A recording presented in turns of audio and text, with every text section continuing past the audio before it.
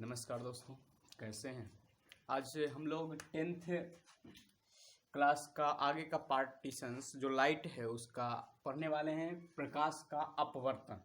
तो सबसे पहले ये अपवर्तन को समझते हैं। अपवर्तन वो कार्य है जो प्रकाश का होना बहुत ही जरूरी है, किंतु अपवर्तन के लिए एक चीज़ का और होना चाहिए, वो है अपवर्तन की घटना तभी होगी जब हमें पारदर्शी माध्यम और प्रकाश दोनों मौजूद होगा।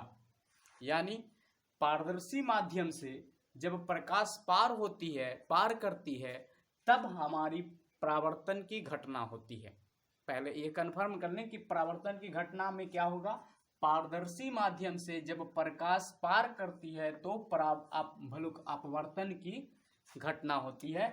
अब जैसे हम एक पारदर्शी माध्यम, हमें पता है कि ये हवा जो है इससे पार कर जाता है। दूसरा साइड हम ले लिए कि इधर तरफ जल है या कोई दूसरा माध्यम है जो पारदर्शी है या कांच है। ठीक है। अब कहीं से किसी प्रकाशीय स्रोत से, मान लेते हैं सूर्य से प्रकाश आ रही है। अगर सूर्य से प्रकाश आ रही है तो आने वाले प्रकाश को हम क्या कहेंगे? आपतित किरण।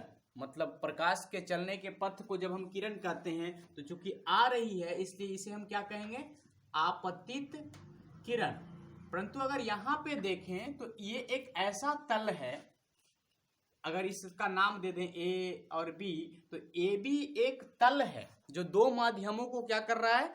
अलग कर रहा है। हवा और इस कांच को अलग कर रहा है। इधर जो कांच है इसको क्या कर रहा है? अलग कर रहा है। तो ये ए बी क्या हो गया? एक तल है।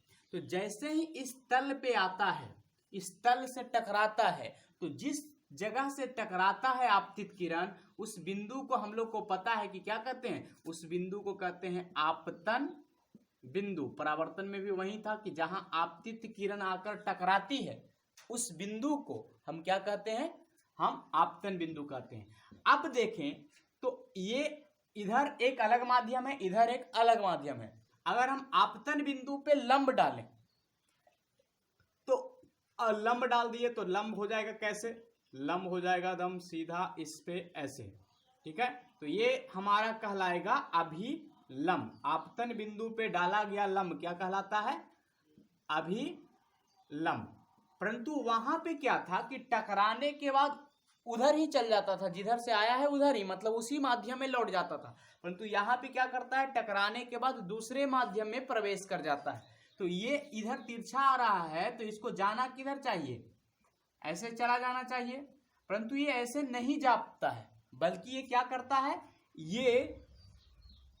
ये ऐसे न जा करके जब ये किसी दूसरे माध्यम में तो अपना रास्ता परिवर्तित कर लेता है, और अपना रास्ता जब परिवर्तित करता है तो ये क्या करता है?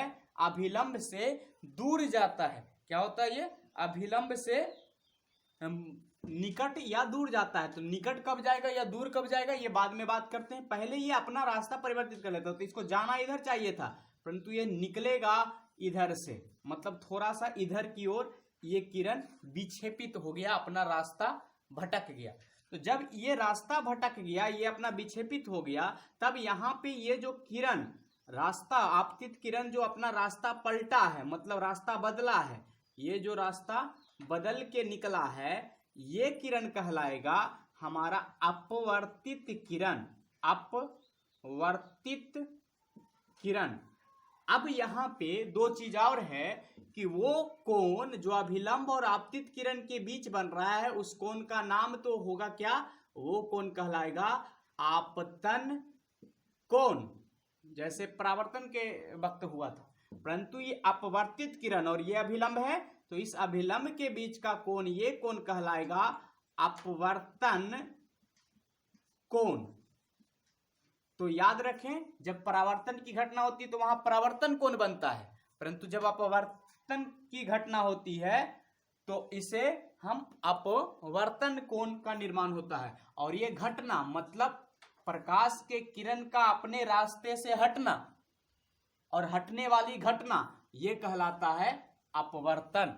यानी प्रकाश के किरण का दिशा परिवर्तन जो होता है वही घटना क्या कहलाती है, अपवर्तन कहलाती है। तो अगर आपसे पूछा जाए कि अपवर्तन किसे कहते हैं तो आप आसानी से बता सकते हैं कि कोई प्रकाश की किरण किसी दूसरे माध्यम में जाती है तो वो अपने पथ से विक्षेपित हो जाती है और उसका पथ विक्षेपण ही क्या कहलाता है, अपवर्तन कहलाता है। अब अपवर्तन के दो नियम हैं इन सारे के माध्यम से। तो अपवर्तन के जो नियम हैं, अपवर्तन के नियम जो हैं वो कितने हैं, दो हैं। पहला नियम कहता है कि जो आपतित किरण है, अपवर्तित किरण है या जो अभिलंब है, ये सब के सब एक ही जगह से एक ही तल से गुजरती है या एक ही तल पे स्थित होती है। तो कौन कौन, आपतित किरण, अपवर्तित किरण और आपतन बिंदु का अभिलंब लंब सभी एक ही तल में होते हैं। पहला नियम यही है। परावर्तन के भी पहला नियम वही था, बिल्कुल एकदम सेम था, बस यहाँ पे अपवर्तित किरण की जगह पे वहां पे परावर्तित किरण था और कोई अंतर नहीं था। दूसरा नियम कहता है आपतन कोण की जया बोलते हैं साइन को। तो आपतन कोण की जया मतलब ज्यामितीय माप, आपतन कोण की जया तथा अपवर्तन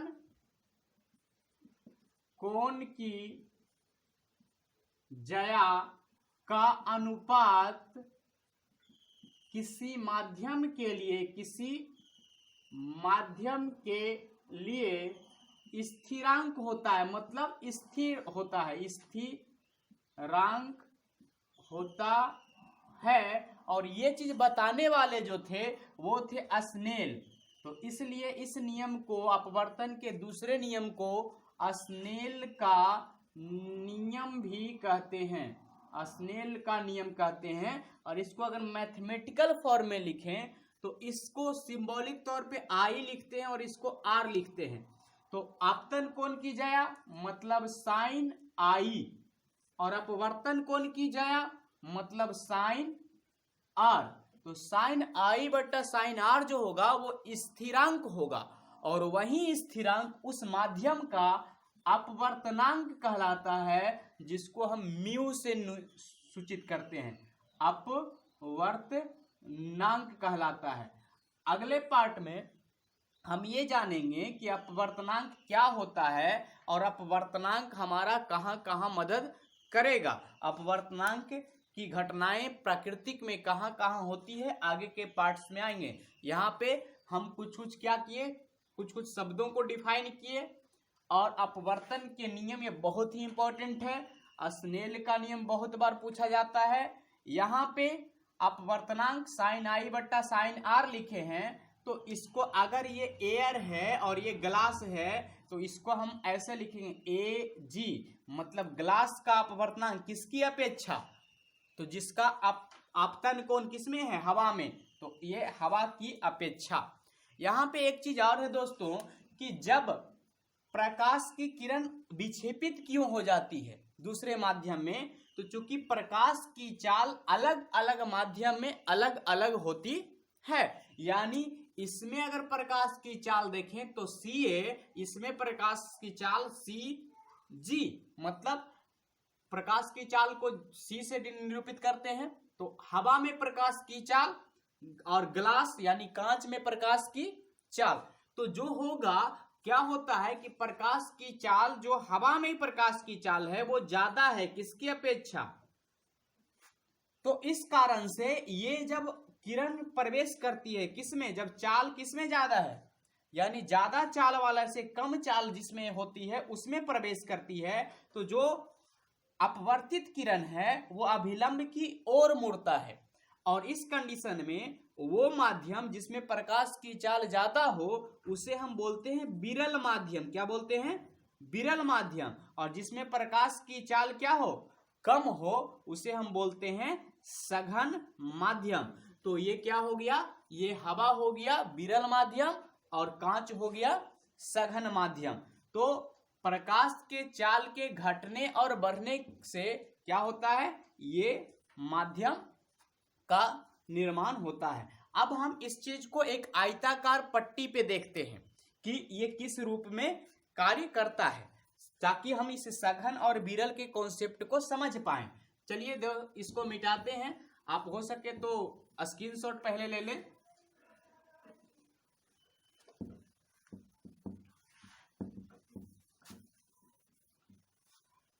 ये चीज को समझने के लिए हमें एक कांच की सिल्ली लेनी पड़ेगी, कांच की। तो कांच की सिल्ली लेते हैं, आयताकार कांच की सिल्ली ले लिए, ठीक है।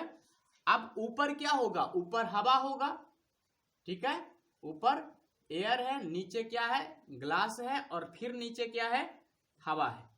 तो अगर देखें तो पहली बार अगर किरण आएगी तो वो किससे किस में आ रही है, हवा से किस में आ रही है, ग्लास में आ रही है, कांच में आ रही है। अब हमें पता है कि ये आपतन बिंदु है और इस पे जो लंब डाल दिए हैं, ये लंब क्या हो जाएगा, ये लंब हो जाएगा हमारा अभिलंब हो जाएगा।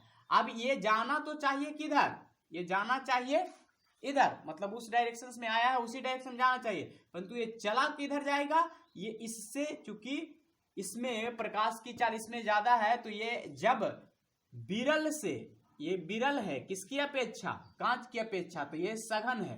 तो जब विरल से सघन में जाती है प्रकाश की किरण तो वो अभिलंब की ओर मुड़ती है, तो ये मुड़ जाएगा किधर, इधर मुड़ जाएगा, मतलब ये मुड़ के किधर आ गया, थोड़ा नजदीक आ गया अभिलंब के। अब यहां पे अगर देखें तो यहां पे भी एक माध्यम कांच से होते हुए आया है, अब अगर दूसरे माध्यम में जाएगा तो यहाँ पे एक तल है, तो यहाँ पे का क्या हो जाएगा, ये अभिलंब हो जाएगा। अगर इस आपतन बिंदु के लिए देखें तो ये क्या है, ये अभिलंब हो जाएगा। तो अगर ये अभिलंब हो गया तो क्या होगा दोस्तों, यहाँ पे अब ये जाना चाहिए इधर, परंतु चूंकि अब ये सघन से विरल में जा रहा है, ये सघन माध्यम से विरल में जा रहा है, इसलिए अभिलंब से दूर जाएगा और ये हो जाएगा ऐसे, ठीक है दोस्तों। ये कैसे हो जाएगा, ऐसे जाएगा, मतलब इसका ओरिजिनल ऐसे निकलेगा। अब अगर देखें तो ये आपतित किरण है और ये कौन सा किरण है, पहले इस चीज को, इसको बोलते हैं प्रकाश स्रोत से सीधे सीधे आ रही है तो आपतित किरण, आपतित किरण। अगर वो किसी दूसरे माध्यम में प्रवेश की तो ये हो जाएगा अपवर्तित किरण, अपवर्तित किरण। परंतु उस माध्यम से निकल गई तो ये किरण हो जाएगा निर्गत किरण। क्या हो जाएगा, निर्गत किरण, मतलब निकलने वाली किरण। अब अगर देखें तो ये तो आपतित किरण की दिशा है और ये निर्गत किरण है, तो इन दोनों के बीच में चूंकि निकलना, ओरिजिनलिटी निकलना चाहिए था यहां से, परंतु इनके बीच कुछ ना कुछ दूरी है, ये मान लेते हैं d है। तो ये जो दूरी है यानी आपतित किरण और निर्गत किरण के बीच की दूरी, ये दोनों हमेशा समानांतर होती है। आपतित किरण समानांतर होती है किसके, निर्गत किरण के, परंतु जब ये समानांतर होती है तो इनके बीच की कुछ दूरी होती है और यह दूरी कहलाती है पार्श्व विस्थापन। क्या कहलाती है, पार्श्व विस्थापन। तो आप पार्श्व विस्थापन अगर पूछा जाए तो क्या कहेंगे, आपतित किरण और निर्गत किरण के बीच की जो समानांतर रेखाएं ये दोनों है, इनके बीच की जो दूरी है वो क्या कहलाती है, पार्श्व विस्थापन। या ऐसे भी कह सकते हैं आपतित किरण जितनी विक्षेपित हो जाती है वो विक्षेपण क्या कहलाती है, पार्श्व विस्थापन कहलाती है। अब यहाँ पे हम लोग बात कर लेते हैं थोड़ा सा सघन माध्यम और विरल माध्यम में। तो क्या होता है कि जब वो सघन माध्यम में जाता है तो प्रकाश की चाल क्या हो जाती है, घट जाती है, और जब विरल माध्यम में जाती है तो प्रकाश की चाल बढ़ जाती है। तो इस हिसाब से ये क्या होता है, जब विरल से सघन जाता है तो याद रखें विरल से सघन में प्रवेश करता है किरण, तो इसमें कौन कौन सी घटनाएं होती है वो चीज आप ध्यान रखें। पहली घटना जो होगी वो ये होगी कि प्रकाश की चाल घटेगी, प्रकाश की चाल क्या होगी, चाल घटेगी। दूसरी घटना ये होगी कि जो किरण होगा वो अभिलंब की ओर मुड़ेगा, किरण अभिलंब की और मुड़ेगा, ठीक है, मुड़ेगी। और ऐसा क्यों होता है? क्योंकि सघन माध्यम का जो अपवर्तनांक होता है वो ज्यादा होता है। सघन का अपवर्तनांक ज्यादा होता है। अपवर्तनांक का मतलब ही है किरणों को मोड़ने की क्षमता, ऐसे भी याद रखें। अपवर्तनांक किसे कहते हैं? तो प्रकाश किरण को मोड़ने की क्षमता को, मोड़ने की क्षमता को हम क्या कहेंगे? हम कहेंगे कि वो उसका अपवर्तनांक है। तो अगर अपवर्तनांक की बात करें तो अगर अपवर्तनांक ज्यादा होगा किसी का तो उसमें प्रकाश की चाल कम होगी। तो अपवर्तनांक हम कैसे डिनोटेट करते हैं? हमें पता है ये प्रकाश की चाल हो गया सी, ये मतलब एयर में प्रकाश की चाल, ये ज्यादा होता है किससे? ये ज्यादा होता है सी जी से, ठीक है। तो अपवर्तनांक इसका विपरीत होगा, मतलब कैसा होगा? तो म्यू से अपवर्तनांक को डिनोट करते हैं। तो जो हवा का अपवर्तनांक है वो इसके अपवर्तनांक से, कांच के अपवर्तनांक से, मतलब इसका उल्टा है। तो हम ऐसा लिख सकते हैं म्यू जो होता है 1/c यानी व्युत्क्रम होता है, ठीक है।